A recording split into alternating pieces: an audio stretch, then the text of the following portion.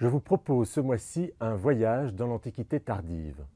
On connaît bien en France les ouvrages d'Henri-Irénée Maroux, mais on ignore le plus grand historien anglophone de la période, et pourtant, il est toujours vivant. Il est né en Irlande, a enseigné très longtemps à Oxford et aux États-Unis, à Berkeley et Princeton. Ses livres ont fait date, un magistral Saint-Augustin, Genèse de l'Antiquité tardive, le renoncement à la chair. Il s'appelle Peter Brown et il publie ces jours-ci aux éditions Belin un nouveau livre, Le prix du salut, en sous-titre Les chrétiens, l'argent et l'au-delà en Occident, 3e, 7e siècle. Alors pourquoi est-ce un livre formidable? Parce que, d'abord, à l'égal d'un Paul Venn ou d'un Lucien Gerfagnon, Peter Brown a ce don de rendre simple et accessible un propos pointu, tout en gardant une méthode extrêmement rigoureuse, et qu'il est tellement familier de son époque qu'on a presque l'impression qu'il y a vécu, et puis, un peu comme Jacques Le Goff, il balaye sur une période tous les préjugés qu'on peut avoir. Ça, c'est pour la forme.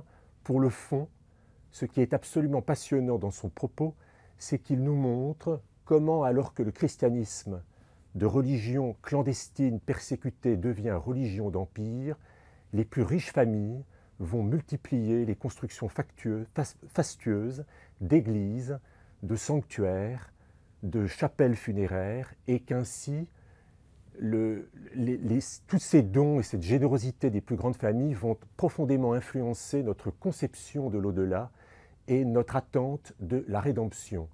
Et du coup, cela va provoquer des débats houleux au sein de l'Église sur l'argent et ses usages.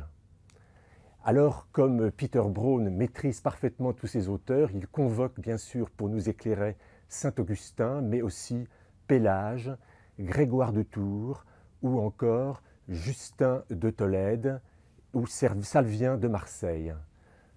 Bref, vous l'aurez compris, ce livre pourrait avoir l'air pointu, mais il ne l'est pas du tout.